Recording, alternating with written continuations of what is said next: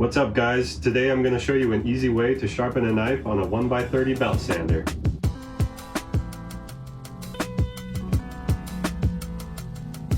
But first we need to make this knife really dull.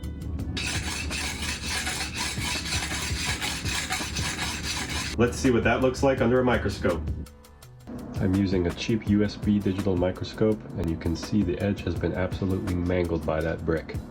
So if you're looking to learn or improve your knife sharpening on a 1x30 belt sander, this video is for you. I'm going to show you a method that I think is quite accessible and can be done from start to finish with just one machine and a couple of belts. Now this method will work on pretty much any 1x30 belt sander. This particular model is a Rikon 161. Many of you probably have the popular one that's sold by Harbor Freight, and that one works just as well. So besides the machine itself, you're going to need a few belts.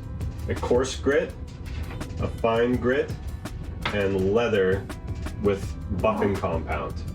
And we'll get into the roles of each of these belts as we go through the process. The other thing you're going to need is some kind of light source in roughly this position, shining down onto the belt. This magnetic sewing machine light works really well, but pretty much any light source will do as long as it's in this position. If you want to get one of these, I'll have a link in the description for all the materials that I'm using in this video. So this is an edge trailing method. The belt is going to be going down and away from you like this, and the knife will be passed across the platen area like so. The hand position is a normal grip on the handle of the knife in one hand, and the left hand is going to make a little notch between the tip of the thumb and the side of the index finger, and the spine of the knife will just rest right in there towards the tip of the knife, and you're going to have this nice stable grip with good control near the tip of the knife.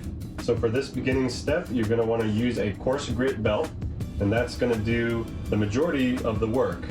You're going to remove any damage on the edge.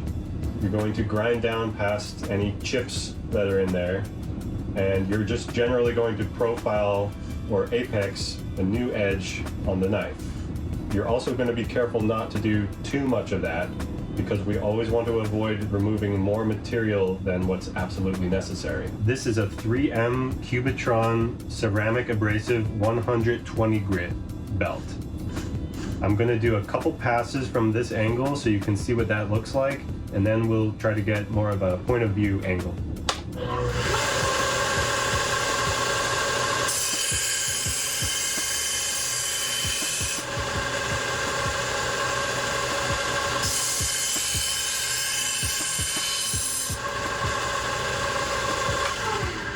Try to maintain the same angle all the way up to the tip of the knife, and when you get to the tip, lift off clean.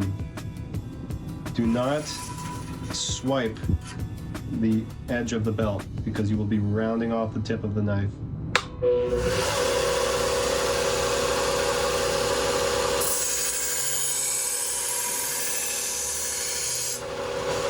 So after a couple of passes, when you flip the knife around from the side that you were grinding, you should see a burr starting to form on the edge. If the burr is consistent all the way up and down the edge from both sides, this means that you've successfully apexed the knife and should move on to the next step. The next belt is going to be the 3M Trizact 600 grit belt. So this is a refinement step. All we're doing is refining the scratch pattern that was left by the coarse belt. Technically, you could skip this step and still get a really sharp knife at the end of the process, but I'd highly recommend getting the edge a bit smoother. It's going to really allow the knife to perform to its full potential. The difficult part about this step is perfectly matching the angle that you did on the first step. It takes a bit of practice, but you get used to it.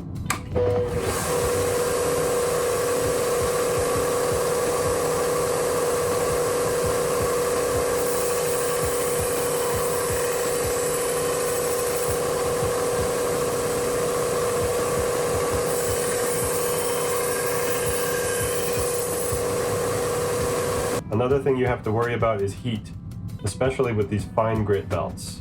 You've got to keep it moving across the belt, Don't let any one section of the knife linger on the belt for too long. And if you feel any heat building up in the knife, take a break,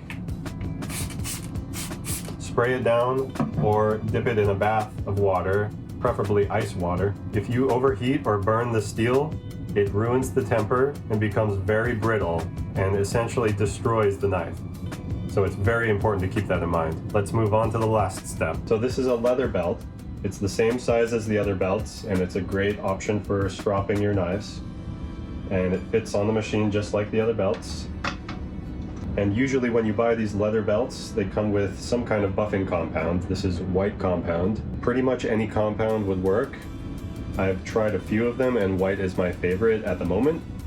But as long as your technique is good, they're all going to work. So we're going to apply the compound to the belt like so.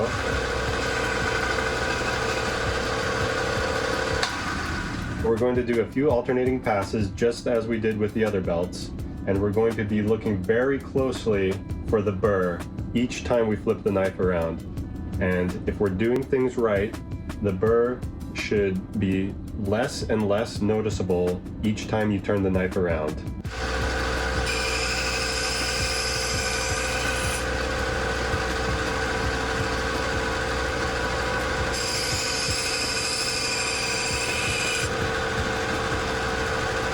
Still a noticeable burr, but it's starting to deteriorate and it's not as bright as before.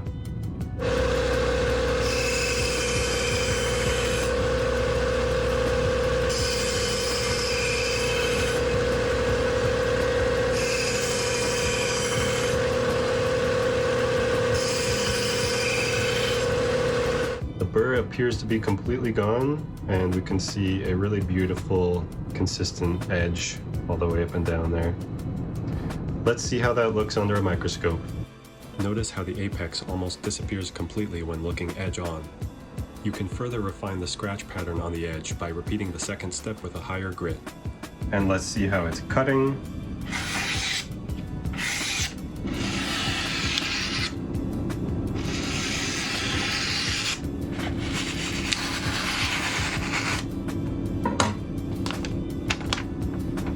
So that's just one of many methods you could use to sharpen on a 1x30. I'm not saying it's the best method, but in my opinion, it's probably the most accessible, especially if you're a beginner. And that's mainly because you don't need any extra accessories to do this method, and you don't need to do any modifications to the machine. So you can pretty much just buy a 1x30, a couple of belts, get your light set up, and you can do the whole process from start to finish with very minimal equipment. If you're interested in a little more detail about how to use light in this process, I have another video about that should be popping up somewhere here. I will put links in the description for where you can find all of this equipment online. And as always, please leave any questions in the comments and I'll get back to you. Thanks for watching, and I'll see you in the next one.